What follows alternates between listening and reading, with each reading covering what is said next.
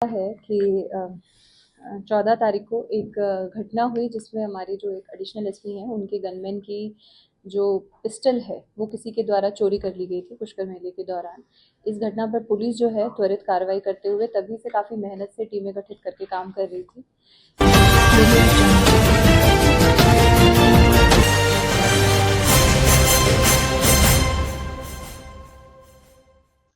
हाल ही में पुष्कर मेले में मशहूर सिंगर कैलाश खेर के कॉन्सेप्ट में पुष्कर मेला मैदान के वीआईपी गेट से प्रवेश करने पर ज्यादा भीड़भाड़ और धक्का मुक्की होने लग गई। इसी दौरान धक्का मुक्की में एक पिस्टल और 10 जिंदा कारतूस चुराने का मामला सामने आया था, जिसके बाद कांस्टेबल ने इसकी शिकायत पुष्कर थाने में दर्ज करवाई। वहीं तुरंत पिस्टल और कारतूस चुराने वालों के खिलाफ कड़ी कार्यवाही शुरू कर दी गई थी। इसी पर पुलिस ने मामला दर्ज कर आसपास के सीसीटीवी कैमरे का निरीक्षण किया। इसी बीच मुखबिरों से संपर्क भी किया गया, जिनमें 5 लोग संदिग्ध पाए गए, जिनके हुलिये के आधार पर अजमेर ब्यावर किशनगढ़ मार्ग से आने जाने वाले सभी वाहनों को चेक किया गया। इसी दौरान कड़ी मशक्कत के बाद आरोपियों को पुलिस ने सीसीटीवी की मदद से उत्तर प्रदेश से गिरफ्तार कर लिया, जिसमें 2 महिलाएं सहित 5 लोग शामिल थे। फिलहाल पुलिस ने छिपाए गए पिस्टल और कारतूस को बरामद कर लिया है और आरोपियों से पूछताछ अब भी जारी है। है कि 14 तारीख को एक घटना हुई जिसमें हमारे जो एक एडिशनल एसपी हैं उनके गनमैन की जो पिस्टल है वो किसी के द्वारा चोरी कर ली गई थी पुष्कर मेले के दौरान। इस घटना पर पुलिस जो है त्वरित कार्रवाई करते हुए तभी से काफ़ी मेहनत से टीमें गठित करके काम कर रही थी। इसी के अंदर आज इस घटना का खुलासा किया जा रहा है। इसमें मेले में ये 5 लोग आए थे, जिनमें 2 महिलाएं हैं, 3 पुरुष हैं। ये लोग शामली उत्तर प्रदेश के रहने वाले हैं और ये इसी प्रकार के कामों में संलिप्त रहते हैं, जगह जगह जाते हैं और अलग अलग मेले प्रकार की जगहों पर जाकर और वहाँ पे चोरी चकारी टाइप की वारदातों को अंजाम देते हैं। इनको तलाश करने के लिए जो हमारी टीम है उसने इतने दिनों तक काफ़ी मेहनत की। थाउजेंड्स में सीसीटीवी कैमरास चेक किए गए और फाइनली उत्तर प्रदेश तक पूरे एमपी से होते हुए इनको ट्रेस किया गया। अब इनको हम लोगों ने गिरफ्तार किया है और इसके साथ साथ जो पिस्टल है मैं कारतूस बरामद की जा चुकी है। क्या मंशा थी? ये चोरी का ही काम करते हैं। इन्होंने इनका जो इंटेंशन जो है बाकी तो और पूछताछ से क्लियर होगा कि ये पिस्टल के साथ क्या करना चाहते थे, पर इनको मौका नहीं मिल पाया उस पिस्टल को यूज़ करने का। पुलिस चारों तरफ प्रेजेंट थी, नाकाबंदी हो रखी थी, तो उस हिसाब से इन्होंने उस पिस्टल को इधर ही छुपा के और उसके बाद ये रवाना हो गए। अब इनकी निशानदेही पर हमने पिस्टल तो बरामद कर ली है। अब इनसे पूछताछ करके ये क्लियर होगा क्या इसके थ्रू ये किसी और घटना को अंजाम देना चाहते थे। इससे पहले सॉरी, एक ही परिवार के ये परिवार के नहीं है, ये एक ही जगह के रहने वाले हैं, लेकिन अलग अलग लोग हैं, अलग अलग जाति के लोग हैं, एक गैंग के रूप में काम करते हैं। इनका कोई पुराना मेले में क्या पिस्टल चुराने के लिए ही आए थे या इन्होंने अचानक गनमैन को देखा कि दूरी नहीं बंधी हुई है कि ये चोरी हो सकती है? देखिए, चोर तो ये हैं और चोरी की फिराक में ये रहते हैं, है ना। तो ये कि केवल इन्होंने इस तरीके से कर ली तो इनके दिमाग में क्या और बातें थी ये हमें अनुसंधान से और भी ज़्यादा समझ में आएगा। लेकिन बेसिकली ये गिरोह है जो चोरी का ही काम करता है और जहाँ फिराक लगने की बात है या ढूंढने की बात है, ये तो इस चीज़ के ऊपर नज़र रखते हैं कि किस तरीके से कोई घटना कारित की जा सके और तुरंत नहीं, पिस्टल को ये कॉन्शियसली चोरी करके लेके गए हैं, तभी तो। पिस्टल कोई ऐसी चीज़ नहीं है जो ऐसे भूल से चोरी हो जाती है। कहाँ से और कैसे, भीड़ के अंदर थे या पहले ही ये सारी वारदात को अंजाम दे दिया गया था? जबकि आप बता रहे हो ये अलग अलग लोग हैं, तो ये संगठित कैसे और कहाँ से? देखिए, ये एज अ संगठन एक साथ मूव कर रहे होते हैं। पुष्कर आए भी साथ में थे, इन्होंने पुष्कर छोड़ा भी साथ में है। घटना करते हुए जो है ये भीड़ का हिस्सा बनकर और इनमें से एक आदमी ने मौका मिलते ही इस तरीके से वो जो गनमैन है उसके पिस्टल निकाल ली। इनको पकड़ा कहाँ से है मैम? जैसा कि मैंने आपको बताया कि हम इनको श्यामली उत्तर प्रदेश तक ट्रेस करके लेके गए और फिर वहां से लेके आए हैं।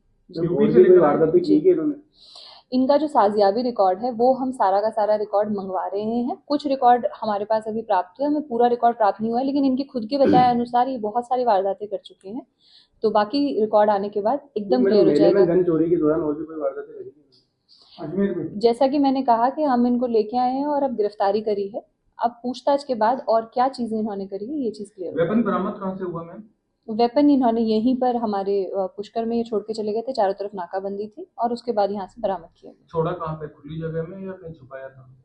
छुपाया ही था, खुली जगह में तो नहीं छोड़ के जाएंगे, और जहाँ छुपाया था वहां से पुलिस ने रिकवर कर लिया। मैम, मुकदमा किन धाराओं में दर्ज हुआ था और अब स्थिति क्या है, थोड़ा ये क्लियर करेंगे आप? जी, जैसा मैंने आपको बताया था, मुकदमा चोरी की धाराओं में दर्ज हुआ था। अब आगे जो है वो अनुसंधान से जो भी एप्रोप्रिएट धारा बनेगी उन सब धाराओं के अंदर इनका चालान किया जाएगा। कोई वारदात का अंजाम देने के लिए इन्होंने बातें अभी अनुसंधान का विषय है, तो अनुसंधान करने से ही क्लियर हो पाएगी। मैडम क्या नाम है और कहाँ की रहने वाली है? ये मैंने आपको, जैसा कि मैंने आपको बताया कि शामली उत्तर प्रदेश के रहने वाले हैं। इनके जो नाम है वो आप लोगों के साथ शेयर कर दिए गए हैं। सन्नी, ऋषि, रणजीत, ये तीनों जो पुरुष हैं, और इनके साथ 2 महिलाएं भी हैं जो इनके गिरोह का हिस्सा हैं, जिनके नाम ज्ञानवती और प्रिया है। कार्रवाई में किसी का विशेष योगदान है? कार्रवाई में जो हमारी टीम है उसमें सबसे ज़्यादा विशेष योगदान जो है वो हमारी पूरी टीम का ही, जो हमने आपको प्रेस नोट में दे रखा है। इसके अलावा शंकर जो हेड कांस्टेबल हैं वो हमारी डीएसटी टीम के प्रभारी रहे। इसके साथ इनके साथ साइबर टीम के सुनील चौधरी जो हैं उनका, और जो संतराम जो है, सुरेश चौधरी और संतराम, इन तीनों की विशेष भूमिका रही। बाकी पूरी टीम ने सहयोग के साथ काम किया और अच्छा काम किया, बहुत मेहनत से काम किया, जिसकी वजह से ये सफलता प्राप्त हो गई। क्लू आप मान रहे हैं सीसीटीवी कैमरा ही है खाली आपके पास, या कुछ और क्लू था? क्लू जो है, जो जनरेट किया है वो हमने सीसीटीवी कैमरे के थ्रू ही जनरेट किया है।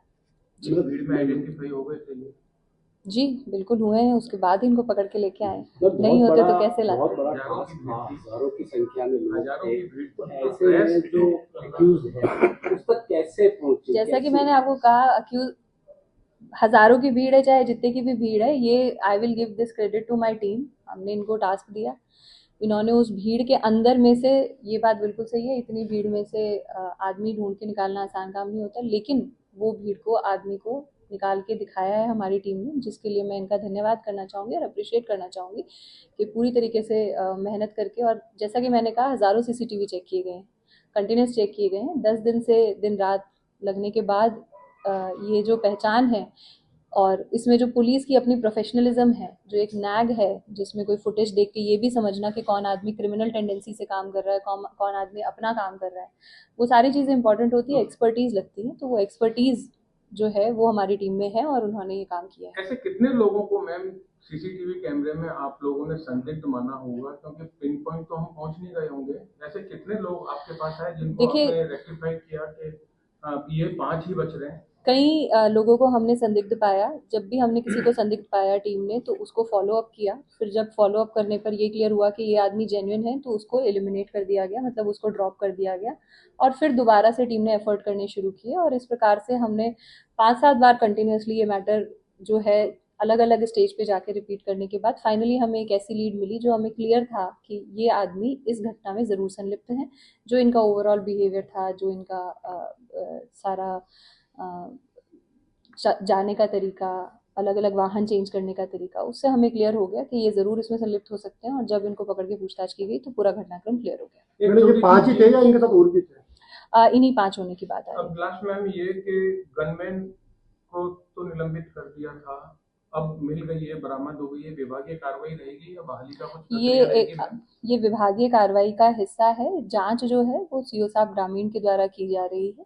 जांच की रिपोर्ट के आधार पर निर्णय लिया जाएगा। मैम 2000 से ज्यादा पुलिसकर्मी पुष्कर मेले में तैनात किए गए थे, सादा वर्दी में भी थे, उसके बावजूद भी इतनी बड़ी वारदात होना कहीं ना कहीं प्रश्न चिन्ह खड़ा करता है अपने आप में। देखिए, वारदात हो जाती है, सब प्रयास करने के बाद भी कई बार वारदातें हो जाती हैं, लेकिन वारदात अगर होती है तो उसको खोलना भी पुलिस का ही काम होता है। और जैसे ही ये वारदात हुई तब से पुलिस जो है वो दिन रात इसको खोलने के प्रयास में लगी हुई है, और हमने ही इसे खोल के भी दिखाया है। तो ये मैं कहना चाहूँगी कि डेफिनेटली नहीं होना बेटर होता, लेकिन अगर हो गई है तब भी हम इनको पूरे देश में ट्रेस करके फाइनली लेके आए हैं।